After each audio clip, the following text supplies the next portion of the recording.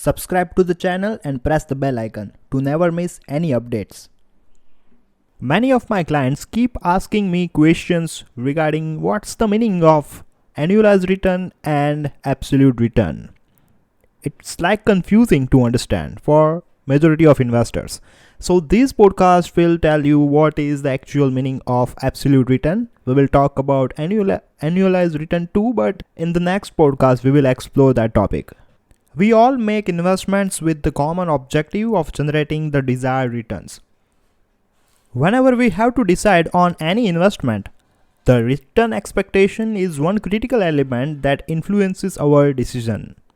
We often compare the performance of multiple investments based on their returns. And here is a quick note. Often returns are expressed or calculated in different forms and have different purposes.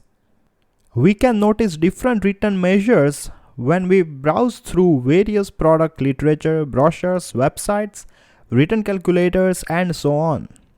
Most investors may make mistakes or get confused with the way these returns are measured, used, and represented. Therefore, it's important to understand this type of return measures to draw better informed conclusions about your investment or portfolio. Now let's go ahead and let's understand what is the meaning of absolute return. Absolute returns, as the name indicates, is the absolute growth or decline in your investment expressed in the terms of percentage. The time taken for this change is not counted for. Generally, this method of calculating returns is used for less than 1 year. For instance, the current market value of the investment is $140,000 and the original investment amount was $100,000. In this case, the absolute return would be 40%. Let's take another example. Let's say you invest $10,000 in S&P 500 index fund and in 9 years of investment period, you manage to double your money. That simply means your absolute return is 100%.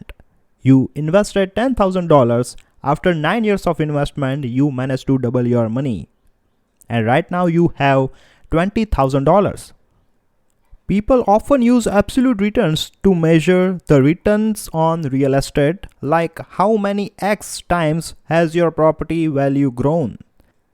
Since we are not considering time here, often absolute returns can be very misleading over 1 year, and the longer the time period, the more misleading it gets.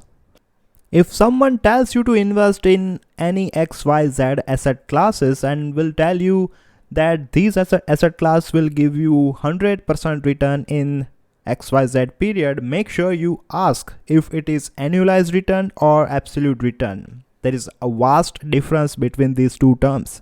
We will talk about annualized return in the next podcast. So yeah, that's it.